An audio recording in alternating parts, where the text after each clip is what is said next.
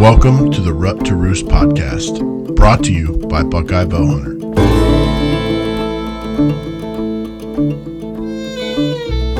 It's been a while since we did one of these, John.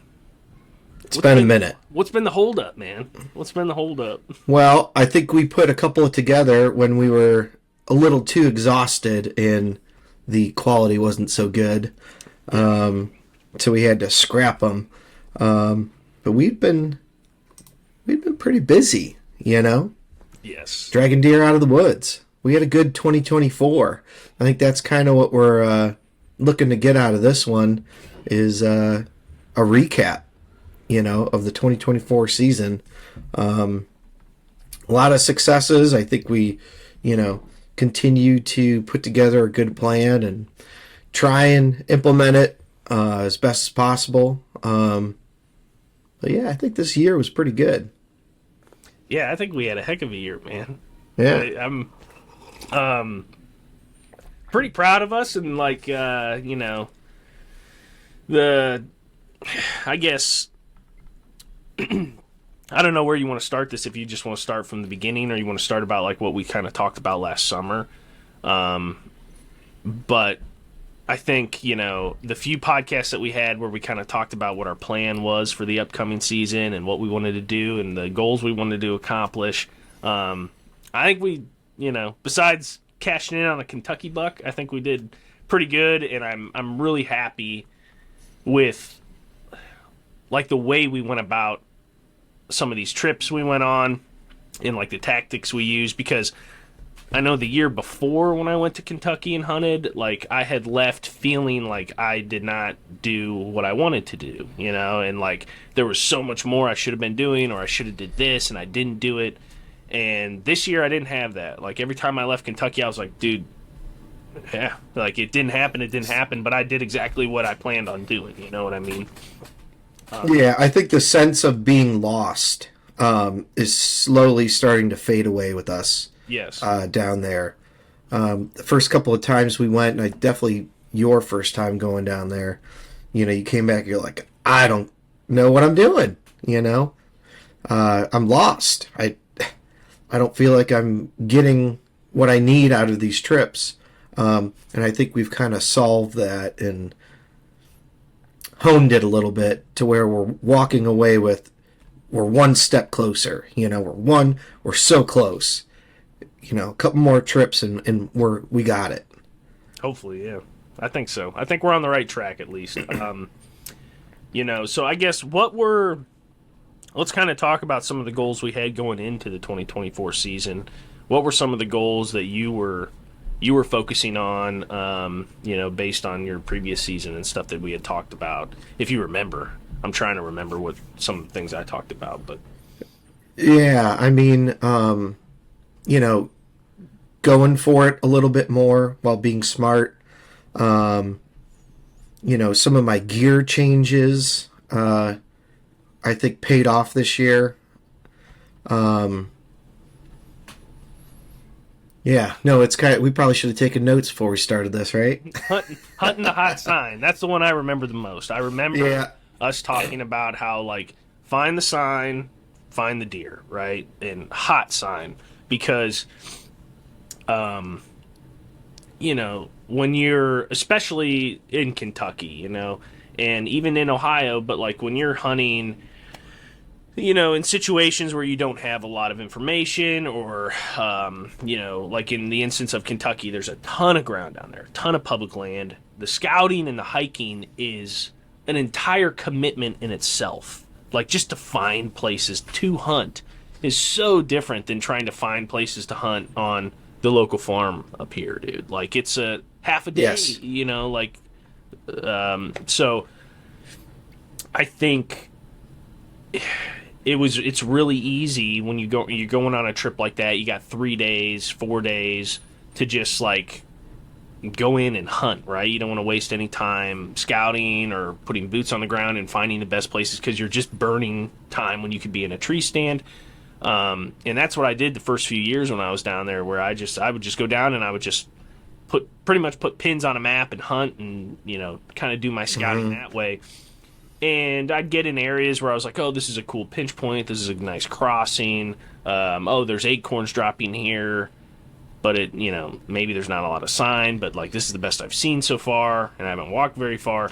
And I just didn't see a lot of deer, didn't have a lot of sightings, obviously no mature buck sightings the first year or two I was down there. And then this year, when we went down, like, that was the first thing I did, like, the first 2 days. And then me and you spent a whole day doing it, too, just walking. Burning an entire day of hunting, just walking. Yeah, that was definitely new for me. And it was something that was hard to get over mentally, because you just, you're down there. I got a new saddle this year. I want to use it, Yeah. But to hold that back and cover more ground, walk more, scout before you hunt, that was harder for me to get over. But it really is the way to do it. Because how many times can you think that you just hung and sat and didn't see anything, and you're like, Yeah. I can say that I've seen, on my Kentucky trips, 3 times the amount of deer that I saw in years prior, just from putting myself in better locations like that, I think. Yeah, yeah. Like, just like the walk me and you did. How far did we walk to find how many spots that we thought, oh, this is dynamite? Oh, it was, miles. I was going to say like 5 to 7 miles of just walking and checking things off and saying, nope, not this year, because that tree is not dropping acorns. Keep going. Yep. And I think it paid off, being able to get in there. Yeah, and we kind of figured it out. What is the top third of a ridge? I hunt Northeast Ohio. The biggest ridge I hunt is 40-foot elevation, Yeah. And down there, it's hundreds, if not 1,000-foot elevation changes. And what is that? And the fact that we walked and walked and walked, ran into a couple of deer, worthy of, going home proud, kind of put the, put it together a little bit. And it happened the way that we thought. So the specific situation that I'm thinking of is after you came down, and it was the last day, unfortunately. But yeah, we had been, hunting acorns dropping, and the time that we were down there was like right at the time that the acorns just started dropping, red oaks and white oaks. So there wasn't first couple of weeks into the season. Yeah, there wasn't a lot of acorns on the ground, and it ended up being a really good acorn crop down there, I think, at least where we hunt. Going down later in the season, there were acorns kind of everywhere, or like signs of acorns everywhere. But when we were there weren't a lot. So we had to walk a lot to find those first few trees that were actually dropping. And, when we did, boom, we saw deer. And John hunted a white oak tree that we had found on our scouting trip. Had an encounter with a really big buck, a good shooter, that we would have been, you would have been a hero if you killed that thing. The first morning you were down there. It would have been something, it was in the AM. We did that, long mile hike, and, we picked different spots. I'm like, all right, I'm taking this oak tree in a bottom, which was interesting. Yeah. In a bottom, and I'm just going to sit on this acorn tree. I think I sat on it two sits. One evening the night prior, and I saw a bunch of does, and they came out of bedding, went over to that white oak, browsed a little bit, and then kept going, kept moving on. And then the next morning I went back into that spot. I made a mistake, on my access, which was a learning lesson. I got in there, I got a little turned around, kind of walked around a little bit too much versus using the wind and how I thought the deer would get to that tree and then get to bedding. Got a little turned around in the dark, walked around a little bit, put my boots around a little bit too much, which is fine. You know, I got to figure it out.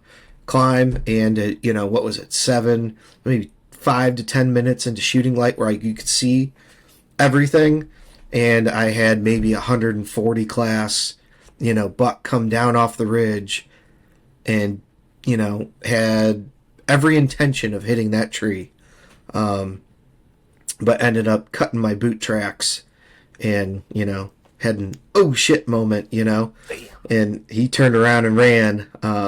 Honestly, it's hard. I was surprised to know that they're there. They're alive, you know. There's big deer down there. Public land, yeah. Oh, it was exciting. But yeah, he was heading right to that tree. I think when we kind of looked at it and did the research, right, thought about what was he doing, why was he doing it, and then broaden our maps and try and put the bigger scope to what, you know, I saw. You know, we kind of figured out he's coming off a ridge, probably from some fields. So the fields were on the other side of the ridge. He got up the ridge and made his way down into this bottom, working at a crosswind. So he came from, let's just say, the west, and he was coming down at a southeasterly, you know, trail, and the wind was northeast, so he was J-hooking and coming around and wanting to come in on the downwind side of this really thick area. But there was this white oak there on the way, you know, within probably 100 yards of this bedding area, and he was going to grab himself a snack before he was going to go lay down. I think that's the key to that spot. So we found other white oak trees or other acorn trees that were dropping, but that one in particular was like right on bedding, like right at this tip where it was just thick, gnarly stuff, a big area. And it was pretty obvious there were deer in there eating the acorns. You know, when you're looking for acorns, you're looking for sign that they're actually in there eating them. I found tons of acorn trees when I was scouting before you came down. That was just like, there's acorns everywhere, but there's like zero deer sign, you know. Nobody's eating them, yeah. Yeah, so like you can waste a whole hunting trip hunting spots like that, but if they got the same acorn tree down right in the bedding area where they want to be, why are they going to come up here in this open woods to... So I think that was the key to that spot that made it work, because you did have a bunch of encounters with deer in the times you sat there. So they're definitely down there, man, and that really got me pumped, dude, because that was the first mature buck, you know, that either me or you had seen during early season down there, because I'd been down there the early season before, had zero luck. You know, I had some encounters with a big buck on private land during the rut the year prior, but besides that, hunting public land, the specific chunk, like, I was like, yes, you know? Like, yeah, they are here. Yeah.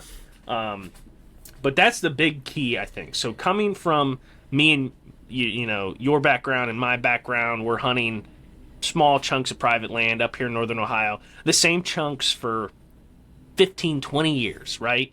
Yep. You get kind of complacent, right? And you get in a rhythm, oh, we know what the deer do. And, you know, in my case, in your case, we probably do. Like, I don't need to scout very often every year. Like, why am I going to go just beat the crap out of some of these 20, 30 acre farms when I know what the deer do year to year, put a camera out, wait until I see the stuff I want to see, and then get in there and, you know.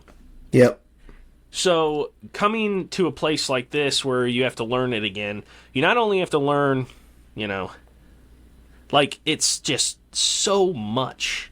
It's huge. So you have to, like, pick where you want to go, which is hard, because a lot of times when you have 80 acres, it's like, that's where you got to go. Like, you got 80 acres, you can scout 80 acres, you know, pretty quickly. But when you have 80,000 acres, you're just like, I don't even know where to start, you know? Like, and being aware and, like, paying attention. And it sounds so simple, but I think, like, when you see a deer, or when you see sign, or when you see a deer trail, like, why is it there? And actually thinking about it and trying to like put all those puzzles together, I think doesn't happen a lot. Like when I'm on the Frank farm hunting, I mean, I don't really think about that stuff anymore. I did when I first started hunting there years ago and kind of figured out what's going on. And you know, you'll run into situations where they start doing different things or whatever, but like actually being aware and taking notes and thinking about things in a critical manner sounds really dumb and simple and like blah blah blah, but it's harder than you think. And I think, you know, for me at least, there's a lot of times when you're down there, you're just kind of going through the motions because you're almost so overwhelmed, and you're just like, well, maybe it'll happen, and you're kind of going off of luck, or it could happen, you know, where you want to put yourself in situations where you're super confident. And to do that, you need to pay attention to everything and try to like put it together. And for me, like, it's hard to keep all that in my head. So I like to, I use Onyx like crazy. You see me, you probably get annoyed at 5 seconds. I'm like, hold on, I got to put a pin in. Hold on, I got to put a pin in. And that's the way that I kind of put stuff together in my head. It works really well for me. But yeah, when you're going down there, having a way to do that and being aware and paying attention, like you said, you saw that buck.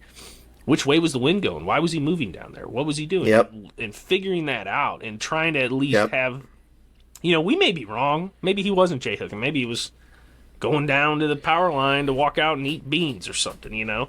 But at least, like, we have confidence in what we're thinking, and it makes sense, you know, and that I think drives you to make better decisions moving forward on a trip like that too. Yeah, it confirmed that we chose this tree, and it, you know, it checked off enough boxes to convince me to go sit there. Yeah. Right? And it proved that we were right. You know. And really we're talking, you know, every sit, you know, say you've got a random spot, you just go out in the woods. Hey, maybe it could happen. Okay. Maybe it could happen, but it's a 1% chance it's going to happen. Mm-hmm. Okay. Now, if you check enough boxes, you're moving into that, well, 5%, you're going to run into what you want. Maybe 10%. And then once you're kind of over that 10%, you know, or higher, now I'm going to sit there. Yeah. You know, because 1 out of every 10 sits, I'm going to have an encounter. You're getting better, right? Yeah, and I think that's kind of what we're doing on this is if we can get enough boxes checked and we can increase that percent to have an encounter, you know, we're going with the one that has the most percent. Yep. Most box checks it.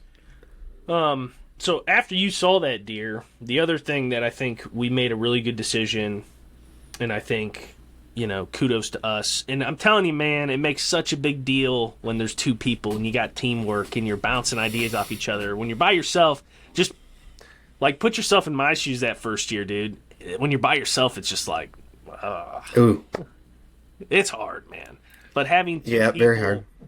does make it better. But after, you know, that deer caught your boot tracks, he kind of took off and went a certain direction. We started looking at maps and we started thinking like, okay, well, where could this deer have gone? This is the bedding area he wanted to get into.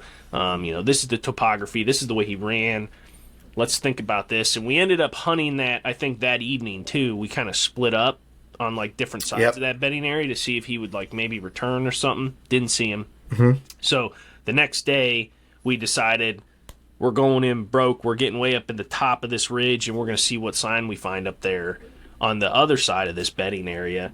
And me and you got up in there, got up on a bench, and started walking out, and started finding, like, really good sign. Like, an acorn tree that was dropping, like, I mean, hallelujah. It was crazy. Just raining acorns. Yeah. We found beds. We found rubs, which that time of year was, like, I think those were, like, some of the first rubs we found on that trip.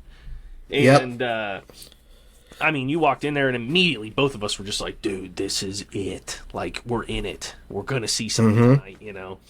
A lot of boxes were checked. Yes. The wind was pretty decent for our spot.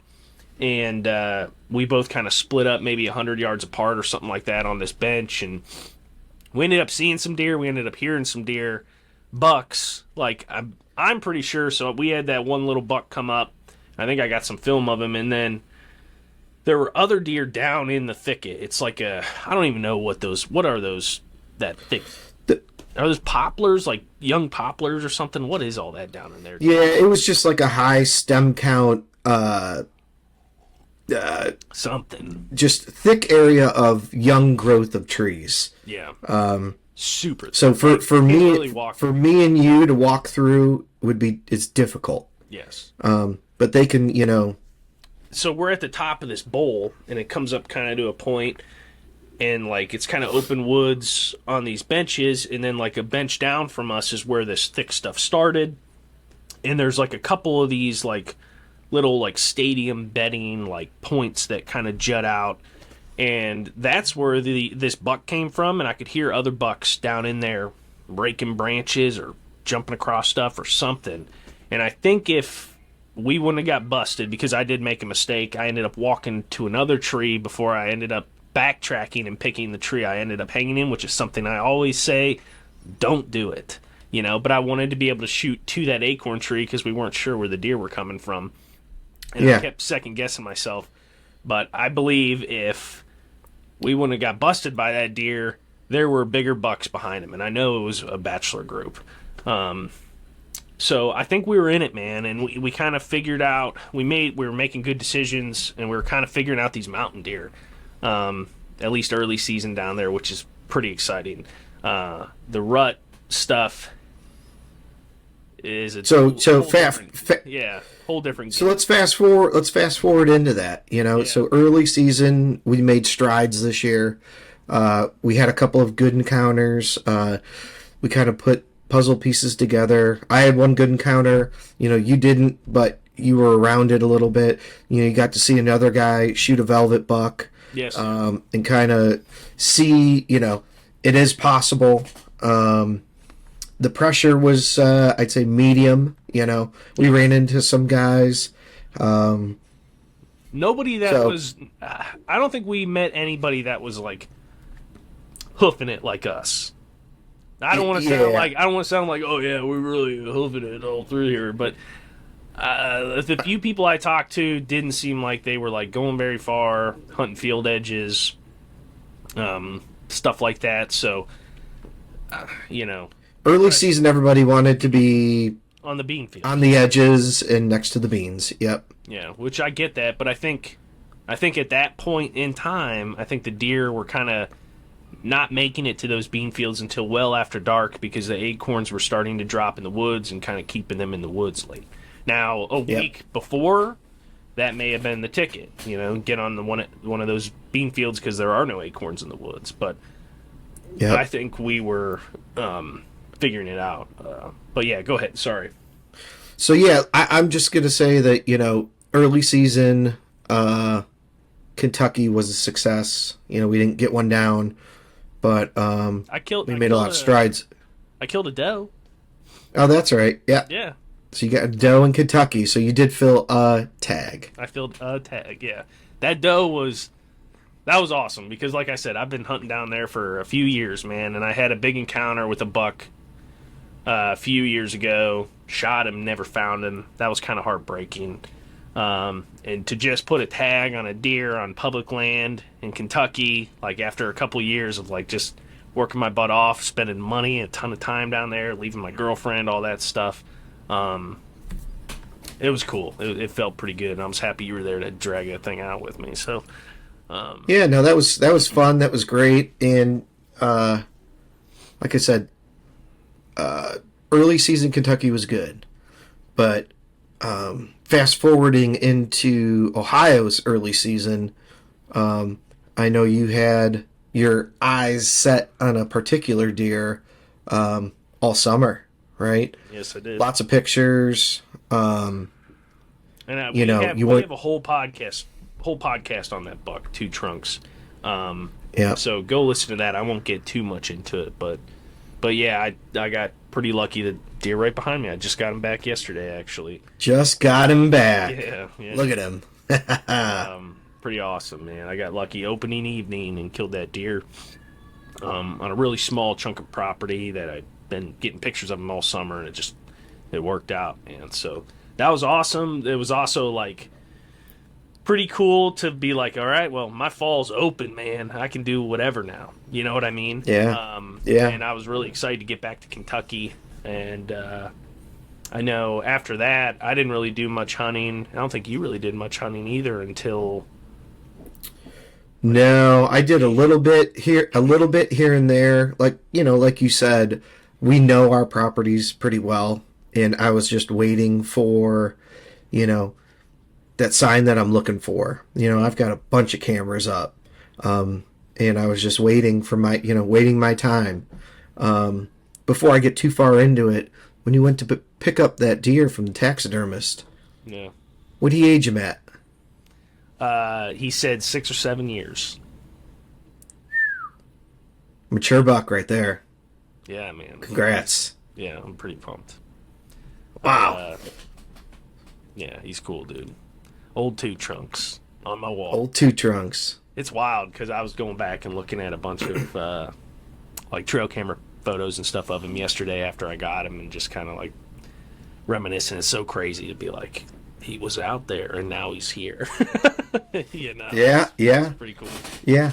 And it's interesting, I've shot a bunch of deer, and I don't have a bunch of big giant old bucks on my wall, but to be able to you got a few though, put my hands on something that's 7 years old, I'll always say they're different. They're different animals. You look at their bodies and their maturity, and they're just different than a 2, 3, maybe even a 4-year-old. Just how they carry their weight is amazing. They're just different animals. I've drug a lot of 3-year-old bucks out of the woods, and nothing. Dude, you helped me drag that deer out. We had a cart, and that was a nightmare, dude. That thing was so big. It was like a horse. Yeah, big and heavy. Yeah. But getting back on track, I'm all over the place today. But no, you're good. Yeah, getting into the rut, right? So my early season here in Ohio, I wasn't quite seeing what the thing to get me out there to really go in and get something. So I ended up waiting till my rutcation. I think I went out a couple of times just to go, maybe shoot a doe. Didn't happen. Fine. But I waited till my rutcation, and I went into a couple of my go-to spots. Well, before you get into like what you did, like what was your goal going into the rut this year? You hadn't killed a buck yet. Did you have a buck that you wanted to kill? Did you have an idea who you would see, or what were your cameras kind of telling you early season and throughout the summer up there on your property? Yeah, so early season I've got a spot, just so happens right by a bean field, that I typically have an older, more mature deer hanging out in. And I did have that leading into kind of opening day, but maybe the week prior I didn't get a picture of him. It seems like he kind of transitioned to a new spot a week prior to the season opening. I didn't have anything, and that's pretty, in the heart. That's pretty common, right? Yeah, it's not discouraging. I've seen that so many times, like almost every year something like that happens. Why do you think that happens specifically, maybe in that situation? Like, why do you think that deer moved? Did the beans turn brown? Did the acorns start dropping? Was he with a bachelor group and he's trying to get away from other bucks? Like, what do you think he was doing? Why did he leave? No, I think the reason he moved, and it's in hindsight, because I did go out there and put a sit in on him. But this was maybe a week into the season starting. Yeah. It was my big red acorn trees started to drop. And he had been on this path from this one little bedding area, walking up this creek drainage and popping out up into the bean field, like daily. Every other day I get a picture of him. And I got my camera maybe 40 yards outside of the bedding. So again, he could be walking around that camera, which is fine. It's not discouraging, but it was maybe every other day I catch him going in or catch him coming out, probably based on the wind. And then I had nothing. And like I said, that was probably a week before the season opened. And I ended up going in there, putting a sit in, and on my way out, what's happening? Where is that? What's going on? And I've got two, giant red acorns, and they're just raining. And I'm like, okay.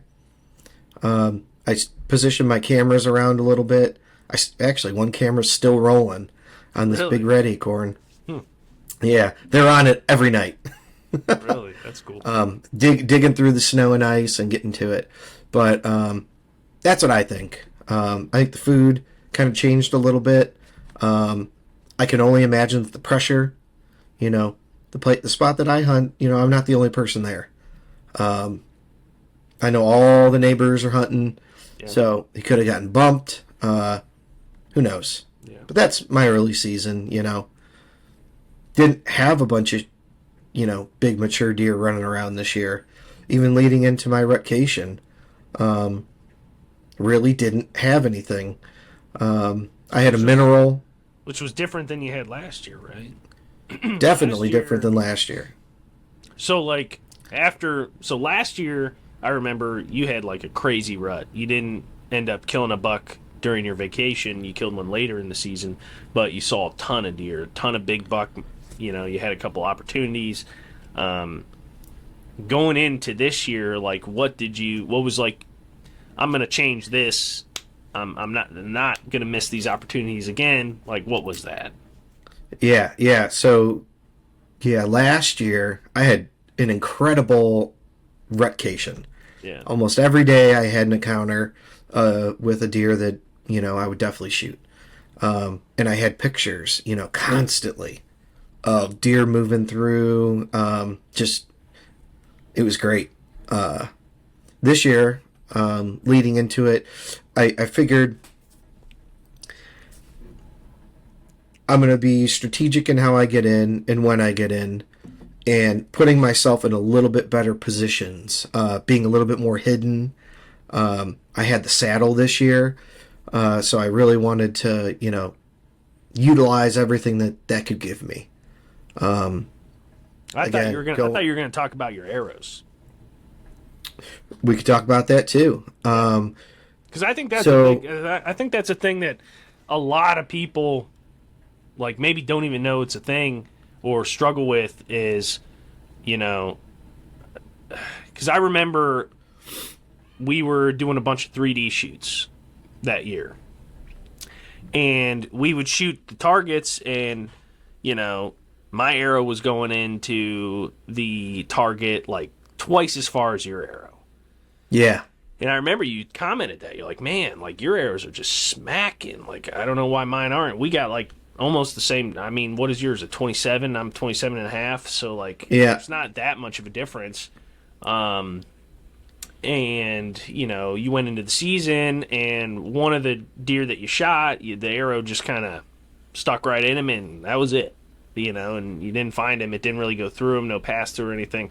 And I remember you being like, something's got to change. I gotta do something with these arrows. I need more, something heavier. What'd you end up doing? So I ended up going to lighter and stiffer. And I think we did a whole podcast on this too. I think so. But I wanted my trajectory to be as flat as possible. Okay. And I think what you were referring to, I didn't stick one. I ended up missing. Oh, okay, that's right. I ended up missing. I wanted flatter trajectory because I'm using a 1-pin, and I was sticking with that. But I wanted a flatter trajectory. I wanted to minimize my errors. And what I ended up finding is I went a little bit lighter, a little bit stiffer, and from, a short yardage to maybe a medium yardage, that pin, no matter where I had it, I was hitting it. I didn't have to think about rotating my wheel to go from 18 yards to 26 yards. The way I did my arrow setup is 18 yards to 26, I'm putting the pin on him. I'm not moving it. I'm on him. Yep. And that was a big thing for me for, peace of mind that in the moment, oh my gosh, here he comes. I'm not worrying about ranging quick and rotating my wheel to get the perfect yardage. Yeah. I wanted a little bit of variance on my errors, Yep. I know that was my big thing this year. Definitely for my arrows. And I went with a different brand. Yeah. What? I went from 6 or whatever, right? Yeah, I went from Victory to Day 6. Yeah. I was very happy with them. Very happy. So you think that helped you? You think that did anything for you? I anything think so, gave you more confidence, I guess? Definitely. Because once I switched and kind of, it took a little bit to dial in. But then I remember just going on a 3D shoot with you, what was it, a couple weeks before the season, maybe a month. Yeah. And I was just, putting myself in, game time mode. We're going to be hunting here. Yep. Let's treat this 3D shoot like every arrow counts. And my just confidence was just up because I'm hammering it. Where I want it to go, it's going. I'm not worried about, having to 20 yards versus 24 yards. I'm not rotating the wheel. I'm letting that arrow go. And it was hitting. The more that you can lessen the number of decisions you have to make in a, high stakes situation like getting ready to shoot a deer, the better, man. And pulling out your rangefinder as a buck's coming in is not something I ever want to have to do. I know people see that all the time on TV, people hunting over food plots and these giant bucks walk in and they're standing there feeding and yeah, you got time to do that. But in a rut hunting situation, you're never going to have time, really. And if you do, you're missing, if you have an opportunity to range that deer, you probably have an opportunity to be shooting that deer. So, yeah. I never want to have to do that. The rangefinder is for once I get in my tree, I'm ranging all the trees around me, trying to memorize these different distances so that when that deer comes in, I don't have to worry about that. And I've done the same thing you've done for years where I got a single pin, a little lighter arrow, and a broadhead that I really like that's cut on contact, something that's going to really punch through an animal. That's the other thing, that I had to change this year since I switched my arrows. I was so involved with getting these arrows dialed in that I never, I ran out of time. I typically like to shoot, a fixed blade, cut on contact broadhead. Yeah. And with that, though, you have to tune them and get them dialed in. I ran out of time. Couldn't do it. Yeah. So I had to resort to going back to mechanical head because it's pretty much a field tip. Yep. Which I, wasn't thrilled about, but it was something where I'm like, hey, I'll run with it this year. You got to give it a shot. And I ended up I killed a bunch of deer this year. I ended up going with the G5 T2s. Mm-hmm. Shot a couple of deer with them. And then I went with the severed mechanicals. And I think you ran severed the whole time. Yep. Which was a change, I killed every deer I killed this year with the severed, I think the 1-inch cuts. I killed that big buck with a severed. Here's the thing. I'm a bigger fan. I think lethality, you want to kill a deer, you should have a cut on contact fixed blade broadhead. They're just tougher, they're sharper, they just go through deer better. You're not losing any momentum or kinetic energy when you're hitting that deer. But we do this for fun. I make videos, I do all that. We have full-time jobs, guys. I don't have time, like, and the older we get, the less time we have. Me and my girlfriend are moving into a house. Like, that's going to cut into a lot of my hunting time, too, probably. Like, I think being able to be as effective as possible, but, like, also use your time wisely and not sit on the couch and spend hours sharpening fixed blade broadheads and tuning your bow and keeping it tuned. And the other thing is, like, shooting it more often, because fixed blade broadheads are much more prone to any kind of torque or anything you're doing wrong with your form. You're going to be shooting terribly. And I know last year when I switched to, so it was actually the year before when I shot that buck in Kentucky and I missed him. I shot him with an iron will, a fixed blade broadhead. And I shot him forward, I think, like in the brisket, and I never found him. And that was just like a bad shot. I was aiming where I thought I was aiming, in the right spot, and it just didn't go where I wanted it to go because I was kind of, sitting in the tree weird, or just my form wasn't perfect. And after that, I was just kind of like, no, You can't always have perfect form. We're not sitting in a box blind shooting at a deer standing in the middle of a green, biologic field or something like that. So when I moved to those, it was because I wanted that forgiveness. I wanted that ability to just, maybe my bow's not perfectly tuned.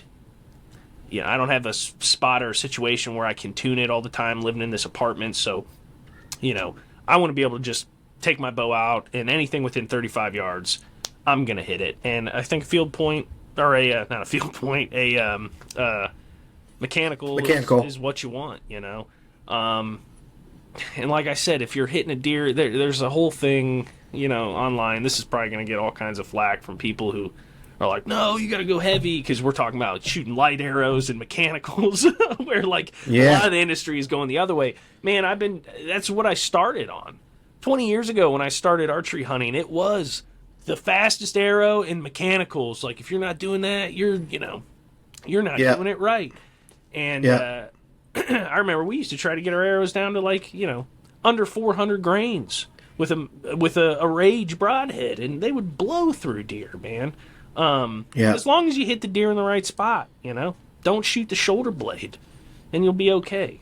For the most part. And even with some of these new mechanicals, those severeds, I haven't tried it, but I wouldn't doubt if it goes through a shoulder blade. You know what I mean?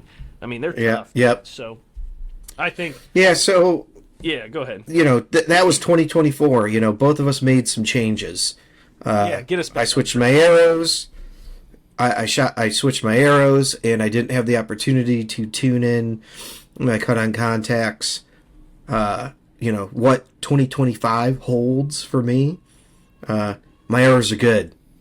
So, good. We'll see how this is going to roll, but I think I'm going back to my fixed blades. Are you? That's going to be my summer challenge for myself, is to shoot my bow a lot, and get these cut-on contacts shooting good, and I'm going to go back to them. I think that's going to be my 2025 goal for myself, because I've solved my arrow issue. I'm probably going to sharpen them, and I'm going to get them razor sharp. Because this guy right here in my background, caught a fixed blade, and it was awesome. So, anyways, yeah.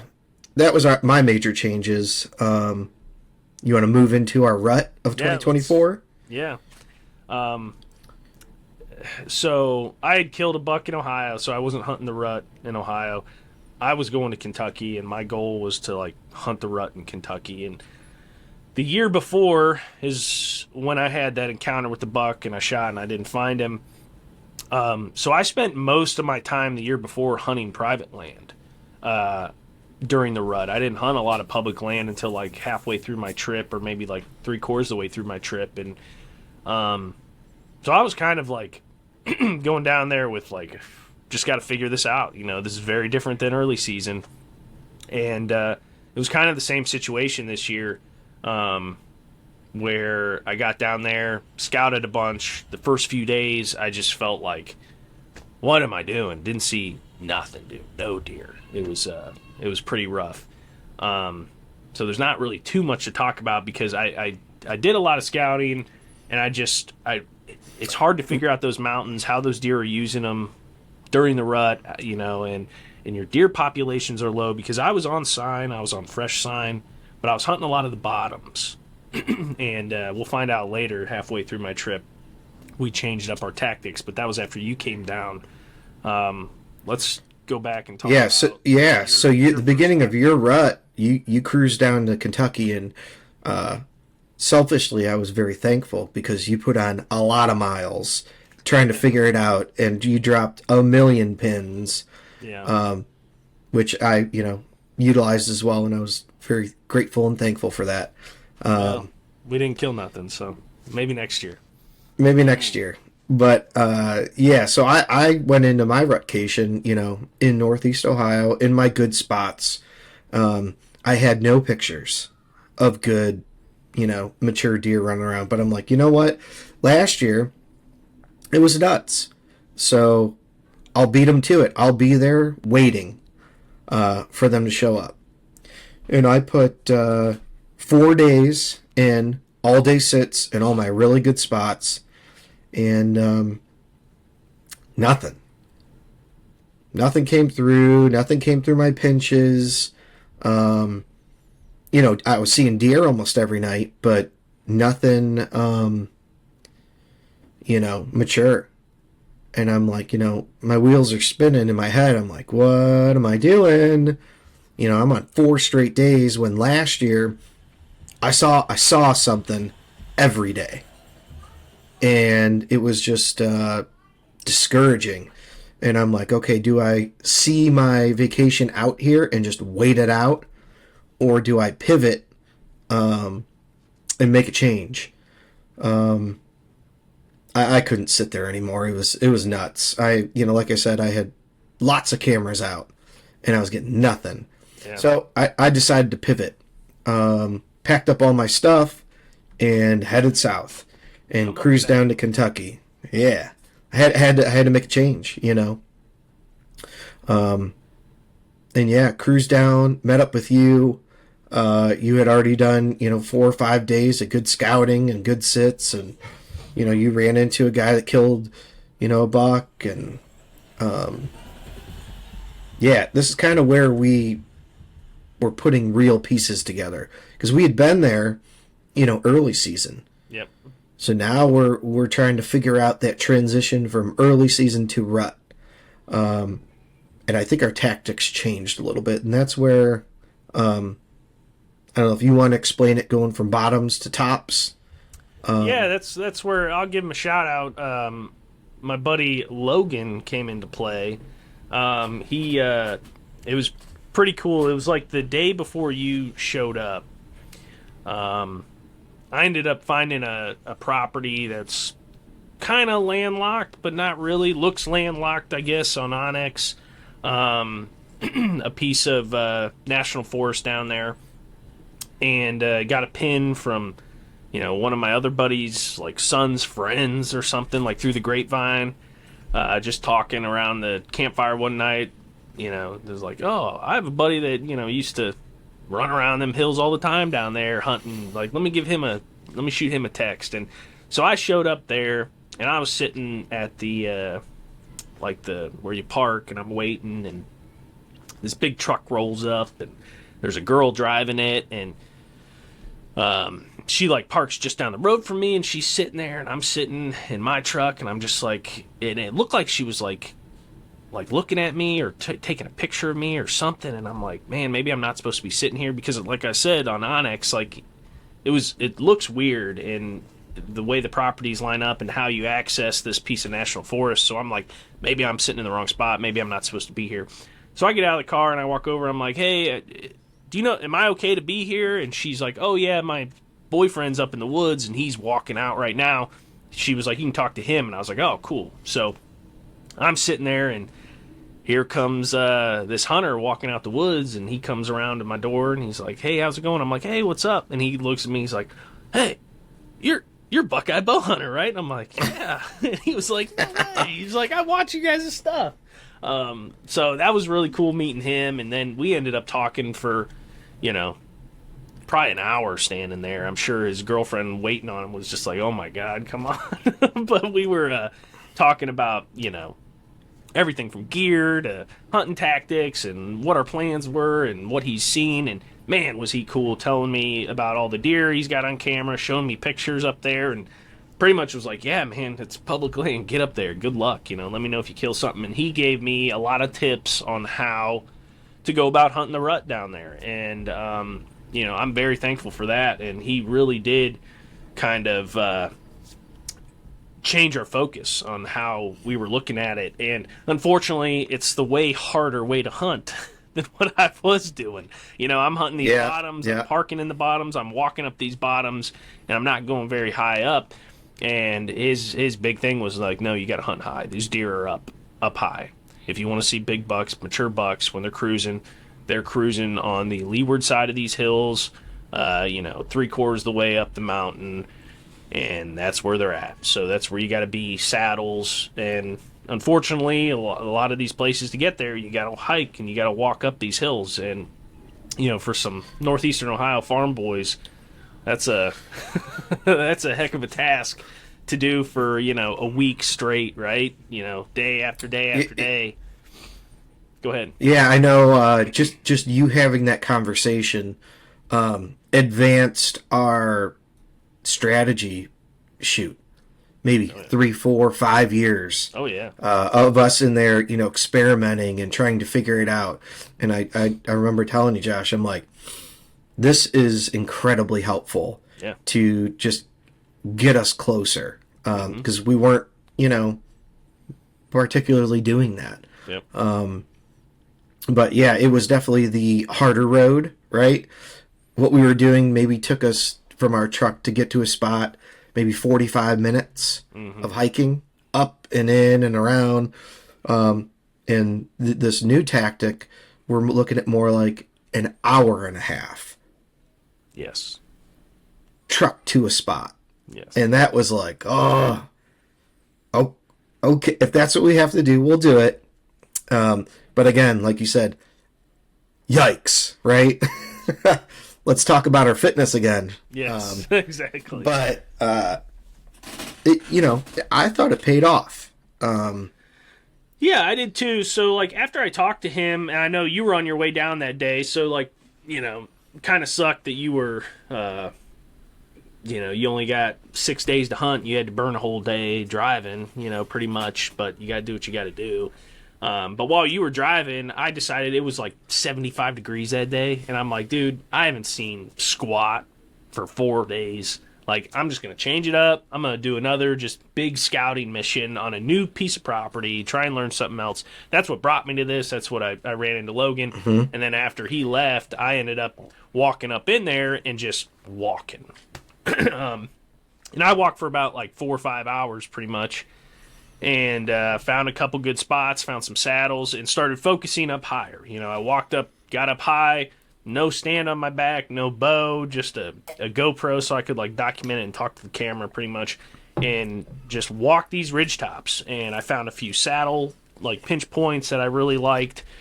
And what's really cool about this chunk of property, and it's hard to find on public land down there on the Daniel Boone, because a lot of it is just monotonous, and the stuff that isn't monotonous, where you get a lot of different habitat changes, is usually around the lakes or close to the road or something like that, because it was logging or something, so it gets pressured pretty heavily.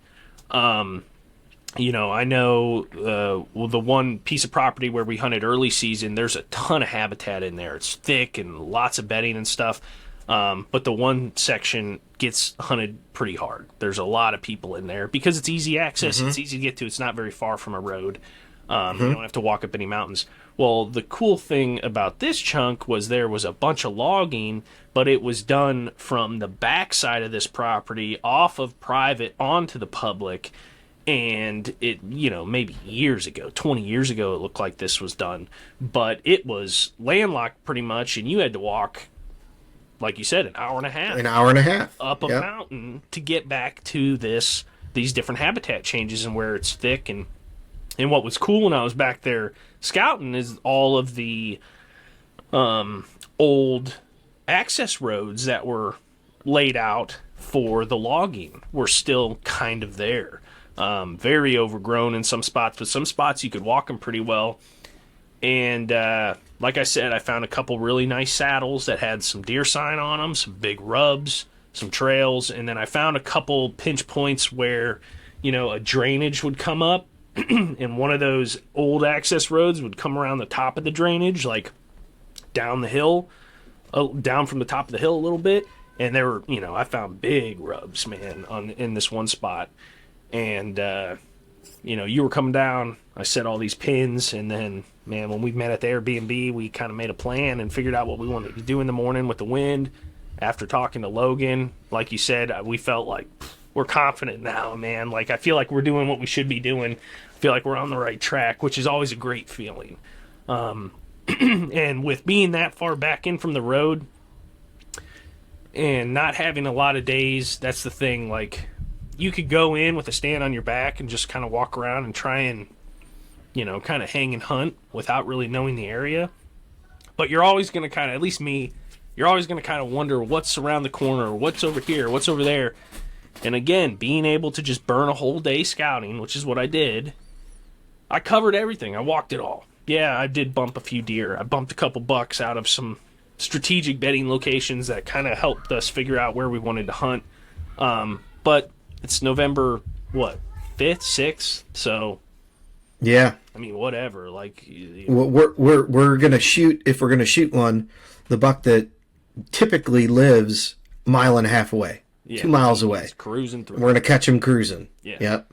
So having like specific trees in mind that you're walking to back in, and you can get set up in the dark, all that jazz, when you're first figuring out a property, I think was very helpful to the psyche. You felt, because I always feel like, God, I'm blowing it, or I'm this sucks. Like when you walk in the dark and you're trying to pick a tree out and it's starting to get light out, but being set up right at before dark, in a place you're confident, man, it really does good for the mental, I think. But so you ended up sitting in a saddle, and I ended up sitting at the top of that drainage. That first morning, I saw a small buck chasing does, or one doe, came down off the top, like right up in front of me, and I would have shot that little buck if he came in front of me for sure. And the doe ended up kind of getting my wind and ended up working off, away from me or whatever. I never got a shot at either of them. And you, I don't think, saw anything that morning, right? No, yeah, we put together a couple of good days. I'm just going to kind of speed through this a little bit. Yeah. But we put together, our Kentucky rut. I think you prefaced it nice that, we did a lot of scouting. You had trees picked out. For me personally, having a tree picked out before daylight is a huge comfort. Especially me not being a mountain guy per se. Yeah. To be walking around in the dark up there, knowing that, looking down one ridge, if I slip and fall, I'm going, and I'm not gonna, I'm tumbling for a long ways. So seeing it in the daylight and then having a decent plan made me feel way more at ease. But yeah, but you did all the scouting. We picked strategic spots. You saw a couple of deer one day. The next day, I saw a little buck chasing a couple of does. Yep. And, we're texting back and forth like, dude, we're getting better at this. We're starting to figure it out. But yeah, we did a couple of days of that. And then, what was it, our last day, you were like, oh, I wanted to try this saddle, that we haven't hit yet. A little further back. And I'll let you kind of explain that, how you went a little bit deeper. Yeah, so I ended up going a little deeper, kind of towards the back end of the property. And it's a big saddle, and the saddle is like really pronounced on the map, and it connects several really big drainages. And not too far from where I was hunting earlier, but it gave me a little better wind. Not to mention, don't forget, we were fighting a ton of rain the whole time we were down there. It was kind of miserable. But hiking an hour and a half up a mountain, felt like I was on a Stairmaster for like 50 minutes. Yes. So when we got up to the tippy top, in all honesty, we found our treat. I was taking off everything I wore because I had it drenched. Oh, yeah. So the rain jackets weren't keeping me. The rain felt a little bit good. It did. At points. But so I got in that saddle, and I sat all day, and we were not discouraged, because I know one of the things that Logan had said to me when I was talking to him was like, you're gonna sit here for 3 days and not see a deer, and then you're gonna look up and he's gonna be there. So it's different. Like, we're used to sitting in.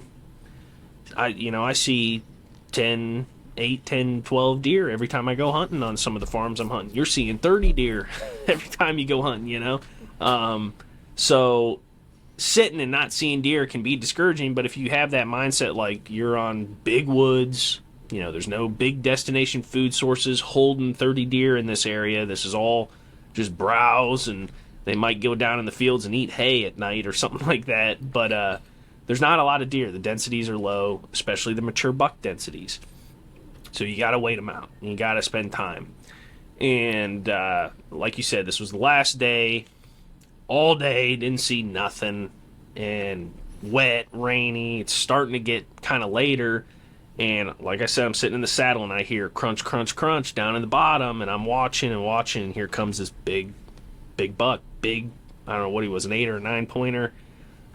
Maybe 100 yards. I ended up having a really cool encounter with him, like grunted at him and got him into like 35 yards behind some brush. And oh man, if I could have made that happen, it would have been so epic. But he got the best of me and ended up getting by me. Didn't take the bait, but it was super cool, and like just really we're doing the right thing. You just gotta wait. Like, I had an opportunity, it didn't quite happen, but like you just gotta put the time into spots like this, and it's gonna happen. So that was a huge confidence boost for us. And even though we were leaving, like we were done, like I felt like we had a successful rut. We kind of figured it out, which is kind of how we left the early season down there. Like, didn't quite make it happen, but we're figuring it out. We got it figured out now, Yeah. We had one more day, one more morning after that. Yeah. We ended up going back to a different chunk because it was kind of like on the way home, and it was going to make it a lot easier logistics-wise. And I ended up, going into that old spot our last morning. Yeah. And we were like, hey, we're going to just, do one more morning sit. And you're like, well, I dropped this pin on a scrape. Go check it out. We haven't been back there yet. And you're like, well, you got to get in there. It takes the long way. I'm like, well, I feel like all I've been doing is taking the long way this whole trip. So might as well. What's one more? Dig deep. And I end up climbing up to the tippy top of the ridge, walking this huge bowl around the top, and then dropping down onto this bench where there was a scrape, and I got set up, and I'm looking at it, I'm like, dang, it is torn up. Black dirt, leaves flung all over the place, and I'm like, this looks really good, but I only got a morning, so let's make it happen. And I don't know, way early, maybe a half hour into daylight, you could hear these hounds just barking and chasing, and then I hear a crack, crack, snap up above me, and I turn around and look, and there's 4 does at 100 miles an hour barreling down at me. I'm like, oh, this is great. A buck is on him. He's bumping them. They're not ready yet, but he's on them. I spin around, and sure enough, here comes the hounds and the dogs, and they're chasing him. Chased him right through me, and I'm like, this may not be the day. A couple hours later, my wife texts me. She goes, what are you doing? I'm like, well, you know what? You're right. I'm done. I'm beat. I'm tired. Kentucky was sweet. Let's go home. So I start packing my stuff up, lower my bow, crash into the leaves, put my bow down there, and then I reach up to, take apart something else or whatever, and I look over on the trail, and there's like a 2.5-year-old buck standing there, like staring at me like, what was that just fell out of the tree? And literally, he was walking the trail, about to hit that scrape at like 9 o'clock, 10 o'clock? Yeah, 9. And I'm like, oh no. Wild thing is, he's like he like couldn't believe it. So I ended up rolling up my bow, untying it. He backed out. He went above me because it was morning, right? Thermals are blowing up. He wanted to smell what I was in the worst way. So he ended up getting above me, which gave me the opportunity to get my bow, knock an arrow, spin around 180, and I ended up drawing.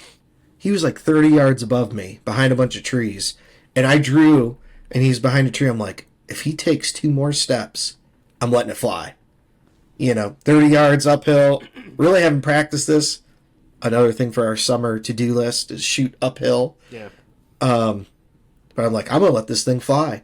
And he peeks his head around the tree, and you could just tell, he smelled me, and he just sounded off, just blowing like crazy.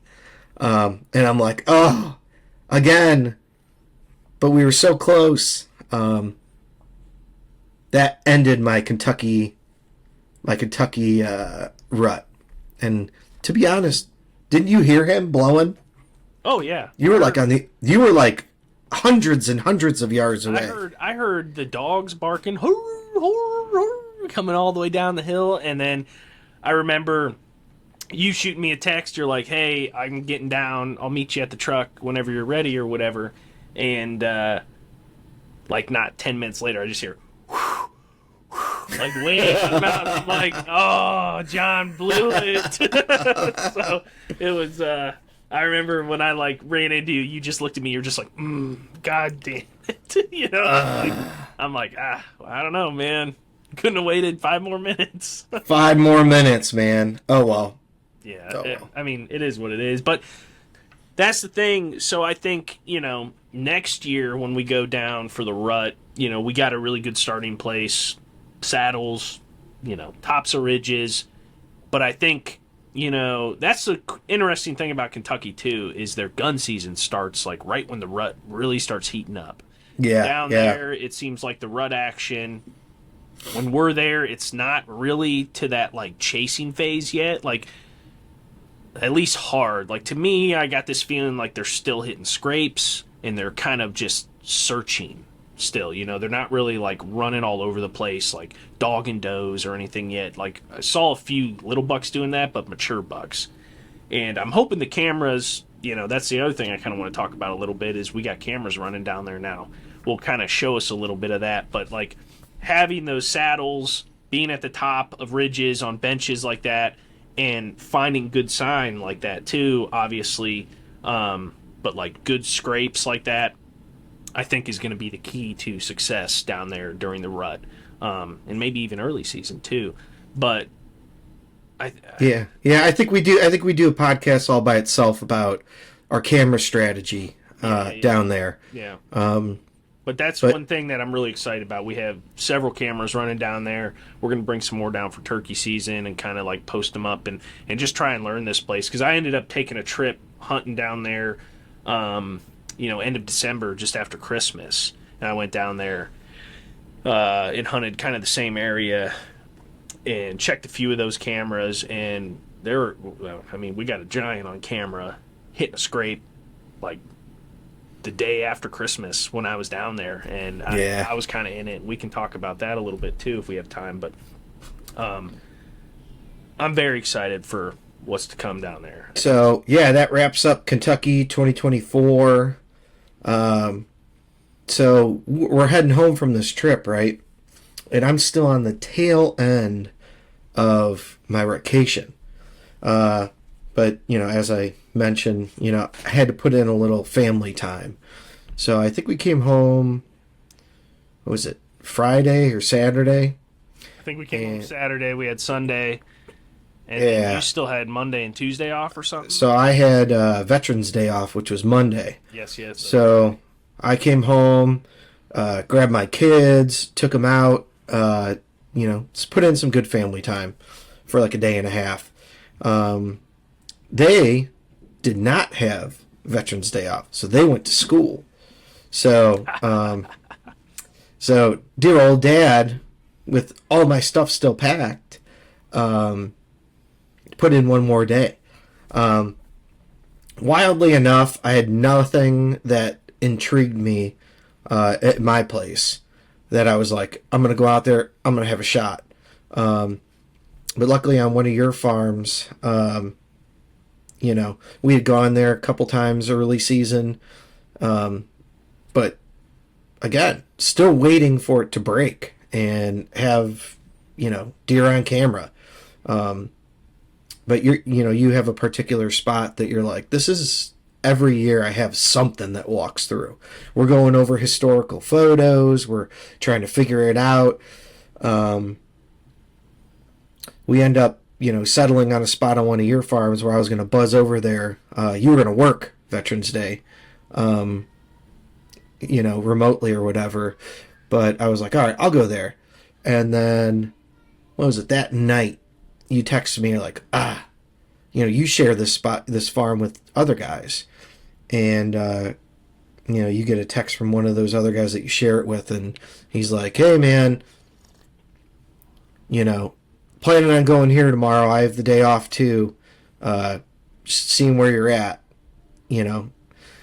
And you're like, can't tell him no. You share it, right? Yeah. So, broke the news to me that throw our plan out the window. That's all right. We'll make it work. All I ended up doing was just moving up the creek, in the drainage. I just went farther up, maybe 1,000 yards, so we wouldn't really be getting in each other's way. Yeah.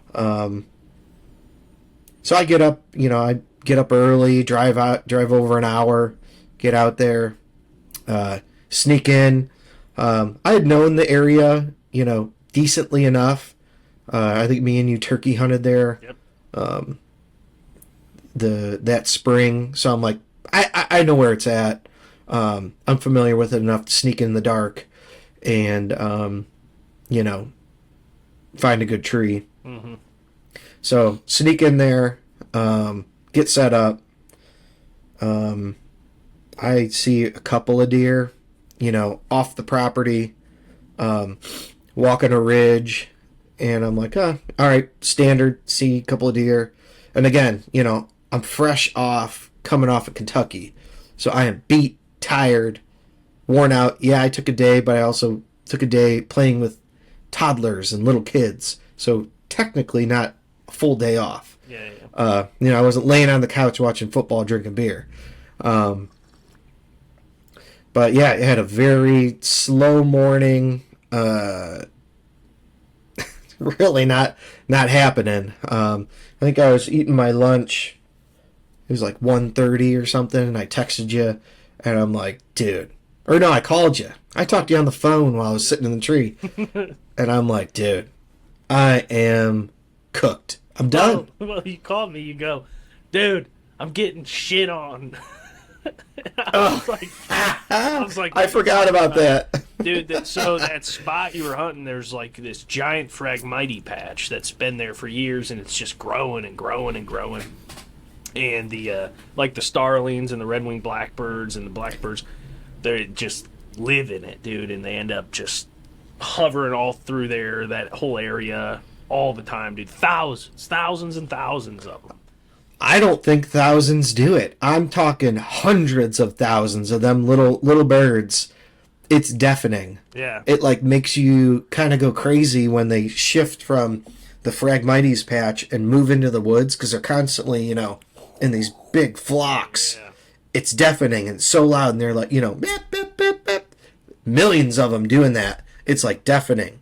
And when they'd move into the woods, they'd be in all the little branches all around me, and they just rain poop on me. And it was just like, what am I can't hear. I feel claustrophobic, and I'm just getting rained on. Yep. So, yeah, thanks for bringing that up. Make you go a little nuts. But yeah, I remember you calling me, and you're just like, yeah. I'm like, well, stay with it, man, because like, you know, because this was like kind of, when was this? Like the 10th or the 11th, something like that. So at this point, yeah, I mean, it's still rut.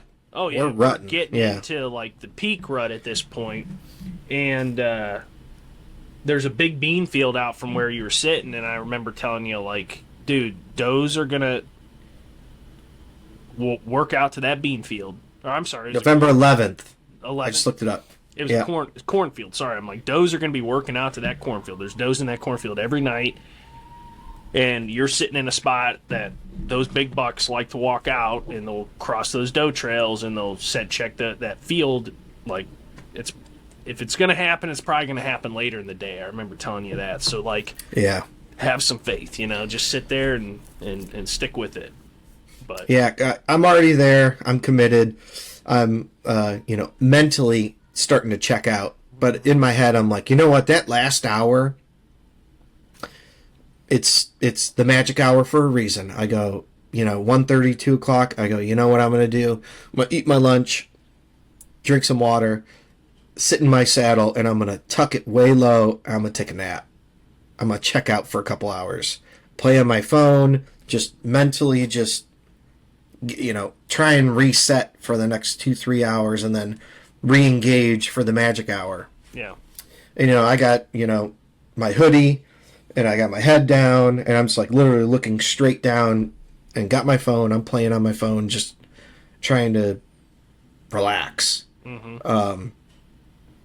And, you know, maybe 15 minutes into me playing on my phone, you know, I hear a ch, ch, ch, ch. So I got my head to one side of the tree, looking down into my phone, and on the other side of the tree, I hear, you know, footsteps. And I'm like, all right. So I look up and turn around, and all I see is mass and rack. And I'm like, oh, this is the best thing I've seen all year. You know, I didn't get a great look at him, but I'm like, I saw mass, and I'm like, oh, and he's 8 yards. Literally right next to me. So I stuff my phone in my pocket, reach over, grab my bow, unhook it, and spin. Luckily, he was on my strong side, right? So I just unhook my bow, click on, and spin and draw. And he walked out to maybe 18 yards, and he's, you know, he's walking. Yeah. You know, at a decent pace. And I, you know, try and stop him, you know, Matt. And he didn't hear it. And I go, Matt! Really, really loud. Because he was starting to get away, you know. And he looks up and spun around, and he's maybe at like 22 yards, and turns broadside and like tries to look and see what that noise was. And I was dead on him. And again, just slow. Did what I did last year. Squeezed my hand and let the release go off. And smoked him. Buried him. Right behind the shoulder. You know, he bounds and takes off, you know, maybe 50 yards. And he's like looking around like, what happened? And then he got a little woozy and he fell down and got back up. And then, you know, and then just toppled over. And the excitement and relief and yes. Yeah. So good. So good. You literally called me. It was probably an hour after I talked to you. Yeah, yeah. And you call me and you're just like, I shot him, and I'm like, what? No way! I remember it was pretty cool. I ended up meeting you out there and middle of the day. What was it, like 2:00 or something? 2:30, yeah, something like that. So like relatively early. Like I would never pegged that I'd shoot my buck at 2:00. You know, it's the rut, man. So this is a good lesson that I kind of want to talk about real quick, based on that. Yeah. Rut, right? Is you shot a really nice deer, big 140 inch 8-pointer, maybe 138, something like that. Maybe in the 130s, yeah. Yeah, and heavy deer, mature deer. I'd say he's at least a 4-year-old deer. Yeah. I had 0 photos on that farm. And I remember I had given you access to my photos too, so we're both like watching 8 cameras on this 160 acres the entire deer season. And just nothing, man. Like no big bucks. And cameras, I love them, but I also hate them because it really can discourage you if you're not getting pictures of deer, and it turns you away from going to hunt. I mean, that's part of the reason why you didn't want to go to Ashtabula that day was because your cameras aren't showing you nothing, and this is a little easier trip to make for one day than driving all the way up there. But it doesn't matter. They're there. And I think just putting in the time during this time of the year, during the rut, during November 1st through whatever, the 15th, or even after that, the entire month of November, really, if you put yourself in a good spot or a historically good spot, like, you're going to get an opportunity at some point if you put in enough time.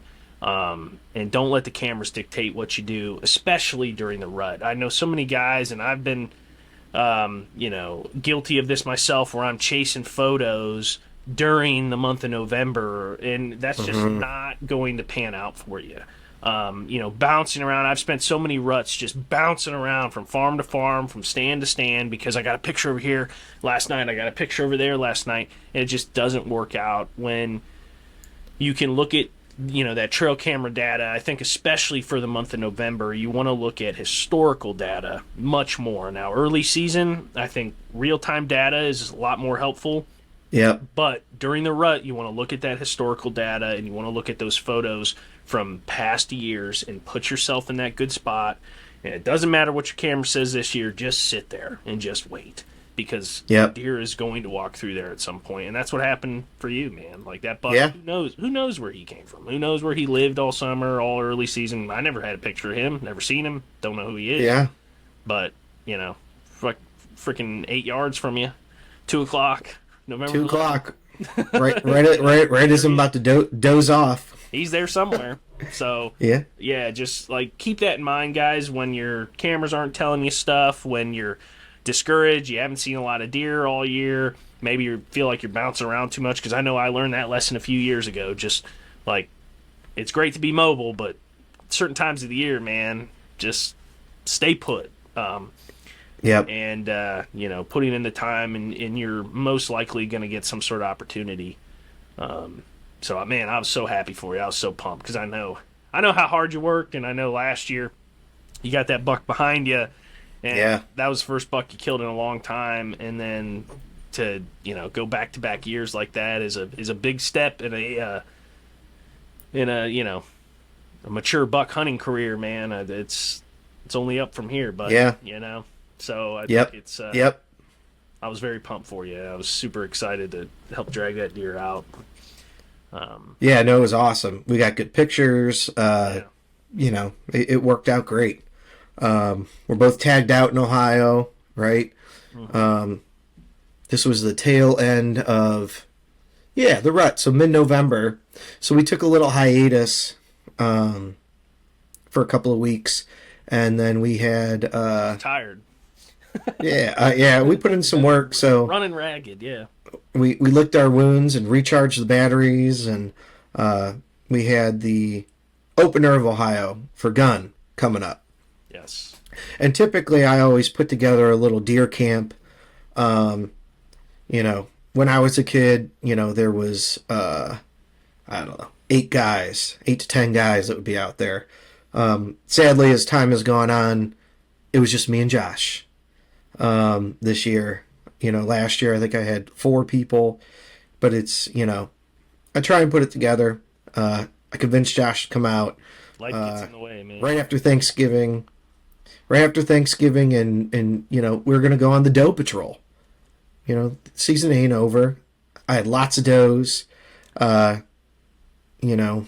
Yeah, I think it's really cool that you've like gone from like, because I think you used to have like gun season camp up there, right? Yeah. Now you've kind of moved it to like the weekend before is like an archery camp before gun season, which is fun. I don't know how many people actually do that, but I had a blast, dude. It ended up being like one of the coolest trips I think I've ever had. Yeah. No, me too. It went down in the record books as a super, super fun weekend. You know, we had a, you know, perfect storm, if you will, that I think PA came in that Saturday. Yep. So there were guys out driving, and, you know, the Orange Army was in full. Well, your property right. butts up to PA. It's like right on the PA line. So Yep. everybody hunting in PA is pushing all these deer over to your property. Yep. And then we also had a giant lake effect, insane blizzard come in where like parts just north of you got like 4 or 5 feet of snow Yes. in like 2 days. Luckily, we weren't quite in that, but we got, you know, 10 inches or something in a couple days easily. Yep. And just Each that evening, alone, we were getting 3 inches. yes. It was something. Epic, man. And like just sitting in a tree stand and that snow coming down was just like, and you feel, you know, we're staying at your cabin and just like, it's just an awesome feeling. Like, oh, hey, Yeah, got the wood burner going with some radiant heat, because every time we came in, you know, we were soaking wet from being covered in inches of snow. yeah. You know, to fire up the wood burner and hang our clothes. It's a deer camp, you know, it's awesome. Feels good. Plus the fact that it felt like every day we were killing one, Or 2. was awesome too. Yeah. I know. And seeing like 30 plus deer a night. Yeah, just being covered up in deer was awesome. I think our strategy for that weekend was acorns again, right? Yes. Acorns. I've got a food plot out there, but we went out there and it was beat up. You know, there's still food there, but really to have a couple of guys hunt it for a couple of days, you burn it out real fast. Yeah, You're really hunting, you know, 2 doe groups typically, you know, venture in. So we broadened our horizons, and I had, you know, obviously I know the property very well. And I go, Josh, you go this way. Here's a pin. There's a patch of red oaks here. I go, during the rut, I was down there, and there were acorns everywhere. So go check it out. I went the other way and did the same. Both places, you know, it just, the does were moving from major food sources through my woods, hitting these acorns, digging them up, you know, getting some more calories before they were going to go bed, and vice versa, you know. I can't tell you how instrumental like the fresh snow every night was to scouting and getting on these deer like real time, man. Because like, yes, dude, when I found those spots that they were digging up under those acorn trees, it's like so obvious. Obviously, they're like, oh wow, there's a bunch of deer digging and eating in here. I'm just gonna sit here, you know. Which, if there wasn't any snow, it might be hard to tell. You might not see it, you know. But yeah, that's something interesting that I've never really experienced, is like late season getting on acorns like that and successfully killing deer.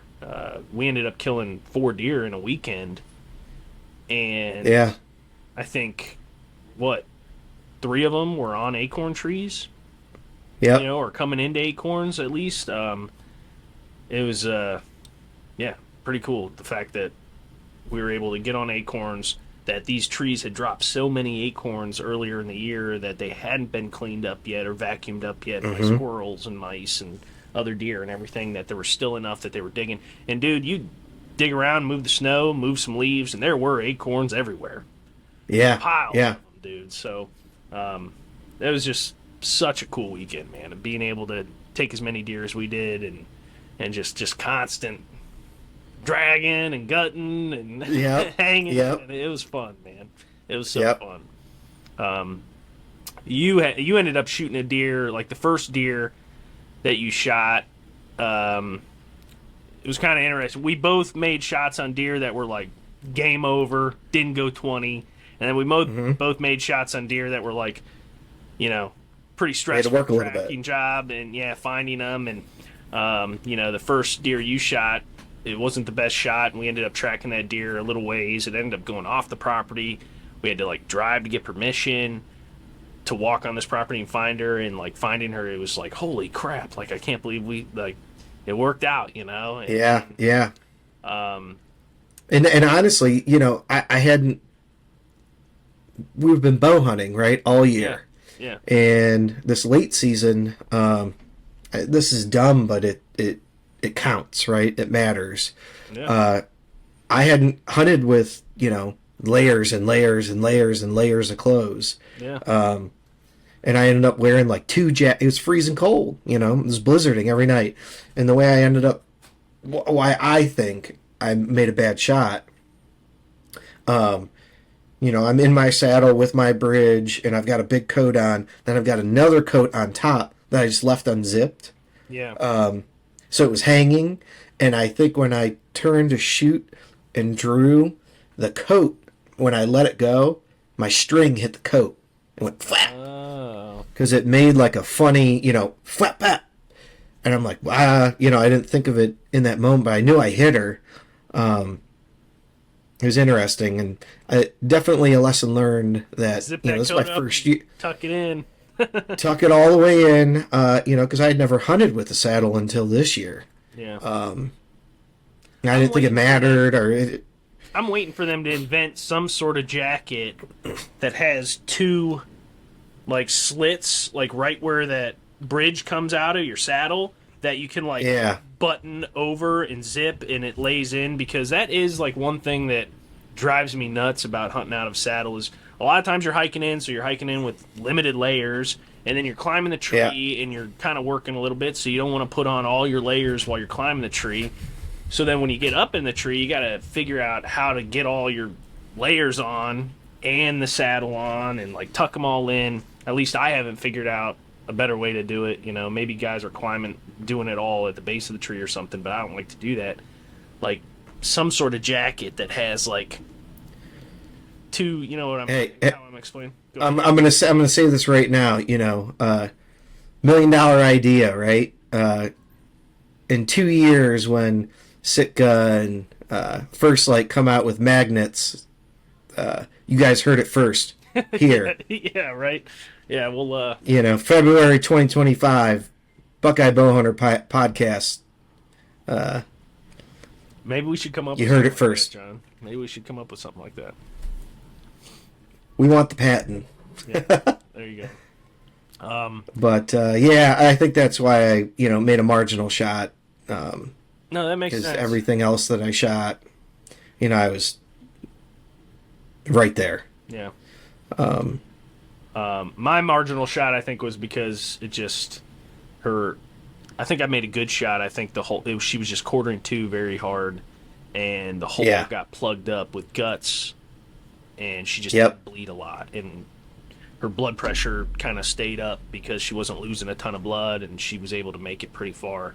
But we ended up finding her in a crazy snowstorm. And it was I posted I posted like 3 different videos of like that whole weekend. So like definitely go check it out, guys, because it was a fun weekend, man. And I think those videos turned out pretty good. Yeah, definitely. So that kind of moves us. Yeah, take a few does off your property, and that was the big thing too. Is I know how much you wanted to take does off of your property because there are so many does. You saw 30 does one night, and I was seeing at least 15 to 20 does every night. And to me, it screams like, oh, there's a reason you're not seeing a lot of mature bucks on your property. That could have something to do with it. Just the sheer number of does, you know what I mean? And, this is late December, too. I think you probably need to take a lot more than 4 off of there. Maybe you need to think about getting some buddies up there or something next year. I'd agree. But yeah, this moves us. So that was right before gun season. I don't think either of us gun hunted. And no, we were so busy with chopping up deer and getting them processed, and the gun stayed in the case. So much deer meat, like no point in doing it. But tell me if I'm missing anything. But I think like the next thing is just my late season Kentucky trip, right? Yeah. So the month of December kind of goes by. Christmas happens. I had the week of Christmas off. So right after Christmas, it was like Thursday, and I'm like, I'm going back down to Kentucky. Really, my idea was I didn't think, I'm going down there late season to hunt these big woods. Like, what are the odds I'm going to run into a big buck? Probably pretty slim. Really, what I wanted to do was go check these cameras that we had put out in early November. They had been soaking for almost 2 months, and the curiosity was just burning a hole inside me, dude. And I'm like, dude, I gotta get down there and look at these. So I ended up going down there, driving down there on a Thursday. I get down there in like the afternoon on Thursday, and I went and checked the one camera, which was sitting on the spot where you were sitting when that little buck walked in on you when you dropped your bow. And I pull that camera and start going through the pictures, and lo and behold, there's a giant. I get him on camera 2 different times. I think it was like mid-November, kind of after our trip. And man, was I just like, holy crap! Like this is a shooter for sure. Like this is 160. Oh yeah, he's a target. He's a target. Yeah. And it just kind of like blew my mind. Like, wow, deer like this are running around over here. Like, okay, cool. I remember calling you. I was pumped about it. And then I ended up just kind of doing a lot of scouting, setting more pins that whole evening, and kind of walked out of there with my plan. And my plan was to go to the other chunk where I had that encounter with that big buck on that saddle, and hunt there for the rest of the trip. Like I said, I was only there for like 2.5 days, but got a lot of rain while I was down there again, and I ended up doing a lot of kind of walking and scouting. Didn't hunt very much, but I ended up checking a camera that second day on a scrape, and there's this really big, like, beautiful 10-pointer hitting this scrape the day before Christmas, and then the morning that I was there. Hitting this scrape in a saddle. Yep. Giant, dude. And that like really, we just need to spend more time down there. We need to put more cameras down there. We need to figure stuff out. And I ended up sitting over that scrape for the next day and a half. Like, I did a whole day, all day sit up there, and then another half day sit, and had some encounters with some does and a smaller buck. And then I had a decent, like 125-inch 8-point half rack at 30 yards that I could have shot like right at last light, but I ended up passing on him because I still had some time left. I'm like, I really want that big 10-pointer or whatever he was. And oh yeah, never ended up seeing him, but I could have blown him out of there the way I walked in there. The more I think about it, but it's all a learning experience, right? And I ended up leaving those cameras in there. But then I had an extra camera on me, and just a little recap. So turkey season earlier this year, me and John did a big loop in another complete different section of the Daniel Boone. Never had any luck turkey hunting, but we were walking this big ridge out, and John ended up finding like a really big shed. Oh. Do you have it? Yes. So for public land, the Daniel Boone, a shed like this to me is like, that's a deer I want to kill, right? I want to kill that deer on a trip down to public land in Kentucky. No problem. No question. So John's been thinking about this spot for, Since I found the shed. yeah, a year. And every time we're down there, he's like, oh, I'm going there. And then it just doesn't work out because it's like, it's a freaking hike, man. It's 2 miles. It's such we've been doing an hour. We've been doing an hour and a half to get to our spots. This is like pushing more than that. Oh, yeah, yeah. It's miles to get back. And it's a spot where it's like the only time we had seen it was in the spring when we were turkey hunting. We found this shed, but it's like we don't really know what's back there. Like, we really need a day to just go back there and scout before we like commit a whole afternoon to hunt it, and we just never had the confidence to go walking in there. Well, that was my main goal before I left, was I wanted to put a camera up on top of that ridge where we found that spot before I left. And I did that. So, I mean, it was a heck of a hike in the morning, and hours. It took a couple hours. I was probably in there for maybe 3.5 hours, getting in and out, and I took the short way that I wouldn't walk hunting because it was so steep. So the way I would go in deer hunting is even longer. So you're really committing, but it'll be really interesting to see what's on that camera. If we go in there, say September or something, and check those cameras, man, I'm really excited to see what's on that.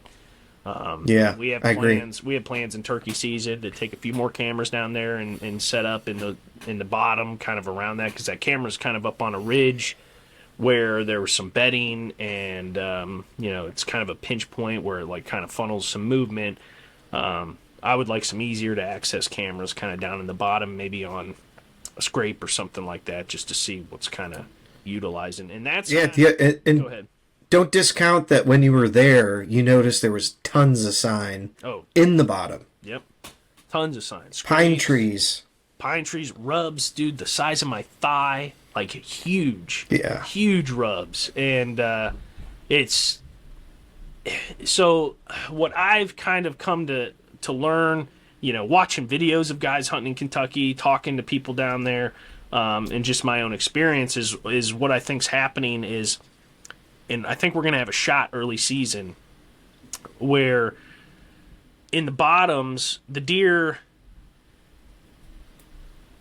are, they're bedding up high and they're working their way down into these bottoms on their way out to these food sources, these major food sources. They may walk a mile or two to get from bedding to feed in early season, especially these mature bucks, I think. So if we can, strategically place these cameras, figure out a location, maybe there's acorns dropping, you got to scrape, where opening weekend, these bucks aren't pressured, they haven't been, bumped or hunted or anything like that yet. They're still kind of on their track. They're making it down into these bottoms during shooting light, checking scrapes, feeding on acorns, working their way out to these food sources.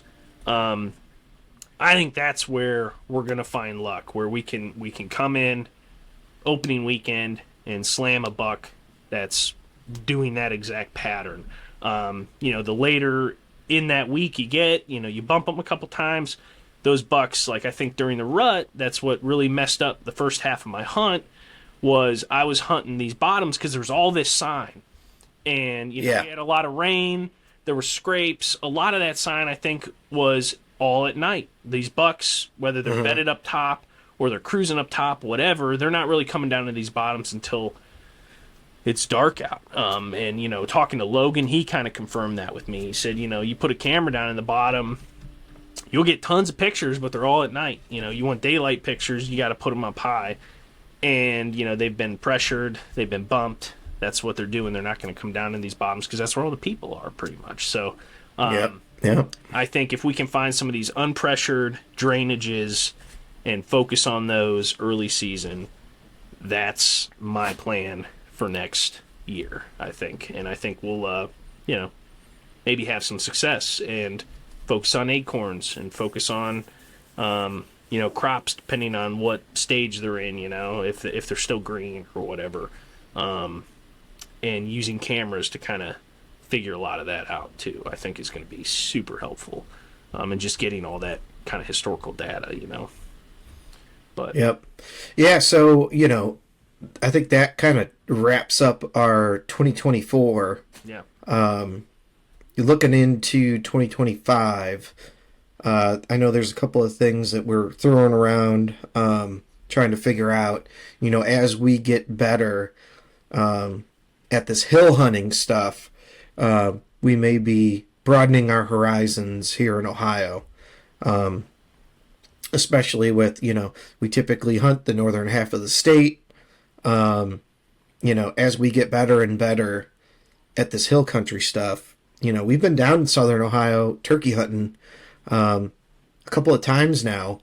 I think that maybe 2025 we broaden our horizons a little bit, and maybe if we do a turkey hunt down in southern Ohio, we dual duty and scout a couple of deer spots. Yeah. I wouldn't put it past us to have something scheduled in Kentucky and throw a hunt in southern Ohio on our way down there. Yeah. And That's based a on great what we idea. find, maybe we find that, southern Ohio may be the place that we take our buck, and then just doe patrol, our home spot, Yeah. in northern Ohio. Yeah, it's hard to, commit to like stuff like that, right? Because you have like your home spots, Sure. and you know them so well, and like most of the bucks on this wall I've killed at one farm down the road from me. So like, why would I venture anywhere else? But the older I get, man, and the more deer you kill, it's like it's not so much about like killing a big buck every year. It's more about like I want to learn more and get better at hunting different stuff and traveling, and that's what kind of got me into traveling to like Kentucky to begin with. Was like, let's go try something different. So, yeah, I wouldn't complain, having some data and having some cameras and some spots down in southern Ohio, maybe in the Wayne or something like that, and having some locations to go do some little, adventure hunts or whatever throughout the season when maybe, my farm or your farm isn't really showing us what we want to see. Like, let's go do something different. Let's go run around some hills down in southern Ohio, especially like early season. I think it'd be really fun. Maybe we got a day and a half. Like, let's just drive 2 hours down to southern Ohio instead of driving 5 hours to Kentucky, and Yep. let's see if we can kill a buck on acorns early season down there somewhere. Yep. Yeah, Yep. but just broadening our horizons and learning more and trying to get better at it. Yeah, I think that's what it's all about, man. But let's wrap this up. We're coming up to 2 hours now, man. It's been a really good podcast, but I kind of just want to get your opinion. What, let's just focus on Kentucky, or focus on whatever you want, I guess. But like, what do you want to change? Like, if you can look back at the season, what do you want to do differently? What have you learned? How are your tactics going to kind of evolve? Like, we didn't even really talk about how much hunting out of a one stick, like we've been one sticking all season, me and you both, and how much that kind of changed our Kentucky hunting. We can talk about that maybe in depth in another podcast, but like, what do you want to do differently next year? Maybe early season and maybe during the rut that you think, maybe you didn't do so well this year or whatever. Yeah, so I think now that I've got a base of scouting down there, and the scouting, what we found, we ended up finding some deer. Ended up finding some terrain features that we liked. I think next year I'm going to really think about, now that I've got a base of information, if I'm going to go into a spot and hunt it, I really have to think about access. I think I got to get way better at it, and have that in my head, when I go to hunt. I think that messed me up my first day when I was down there early season. And I think that's something that I need to get better at. And I know I even get lazy in my home spot and get burnt every now and again. And it's something that I know about and I know better, but I haven't really put forth the effort to change. I think that's going to be my maybe 2025 effort that I need to think about every time. And it's going to be access. Like I said, I made the mistake forever, and I've never been conscious enough to change it. Yeah. Unfortunately, just hunting with you a couple of times, I would have approached a hunt a certain way, and you're like, no, we're not going to do that. We're going to go the long way and stay out of sight, and it's going to take, 45 minutes longer, and you're going to get sweaty, and it's going to be more difficult, but that's what you have to do to increase your odds. And that's something that I haven't really tried hard enough to be successful at. I think that's going to be my deal. That's one thing, on your 80 acres, right? Sometimes you're stuck doing a specific thing because there is no other access. There's not a really better way. And even, like, if you can take the long way around, it's like another 20 minutes or something, 10 minutes, if that. You're not talking about a lot of land, but access is a whole nother thing in Kentucky, man, or on big public land and mountains and thinking that through. I think it's super important, and that's a great thing to take away from this year, I think, because you did, you had that mistake of the way you accessed, and you learn from it, right? And now you know how to access that tree, and you can take that information and use it to access other trees because the situation's kind of similar or whatever. Yep. I think that's great. I think if I were going to take something away, it's I want to get way better at using the wind and figuring out the wind in those hill hunting situations. I think for the first 2 years hunting down there, it was maddening. And it still kind of is, man. Like, every time you look at the Weather Channel, you're like, oh, it's doing this. And you the first year I was down there, it's like, oh, it's a west wind. So I would go into a spot, the deer over here, west wind, you get there, because of the hills, it's just not even close, right? And then the second year I started thinking, okay, well, this is how the hills are affecting the wind. And you get in there and you're like, nope, not the case. It's not doing what you think it's going to do. And, the longer, I think a lot of the problem is just hunting low. I think the higher you get, the more consistent the wind is. But being able to use, hunting the leeward side and how far down and where's that wind tunnel that those bucks are cruising on, and what time of the day are the thermals doing what based on the temperature, and the temperature swings throughout the day and what the wind's doing, and kind of being able to understand that a lot more, I think, and use that to our advantage is kind of what I want to really focus on.